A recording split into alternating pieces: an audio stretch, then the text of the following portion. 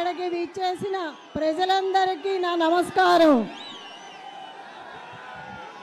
ఈ అవకాశం ఇచ్చిన గౌరవనీయులైన కేసీఆర్ గారికి, కేటీఆర్ గారికి, హరీష్ రావు గారికి నా ధన్యవాదాలు.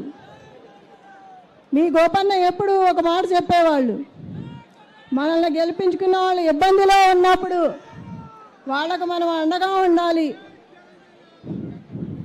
ఏ టైంలో ఎప్పుడైనా ఏ ఆపద వచ్చినా అందరికీ అండగా అర్ధరాత్రి అయినా అపరాత్రి అయినా తోడు నీడుగా ఉండి సమస్యలను పరిష్కరించాలని చెప్పేవారు.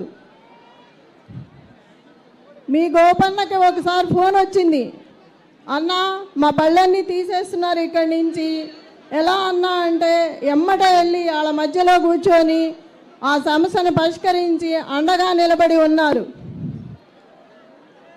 మనల్ని గెలిపించిన వాళ్ళు ఆపదలో ఉన్నప్పుడు చేతనైనంత సహాయం చేయాలి. అలా ఉంటేనే వాళ్ళకు అండగా ఉంటుంది. మీ గోపన్న మీ అందరికీ ఎప్పుడు ఏ సమస్య వచ్చినా ఎంత అండగా ఉన్నారో అదేవిధంగా మీ ఇంటి ఆడబిడ్డను అనుకొని నన్ను ముందుకు నడిపించి అదేవిధంగా అదే అండగా ఉండాలి. మీ ఇంటి ఆడబిడ్డగా ఆశీర్వదించాలి. మీ గోపన్న అంటేనే జూబ్లీ హిల్స్, జూబ్లీ హిల్స్ అంటేనే గోపన్న. జై తెలంగాణ.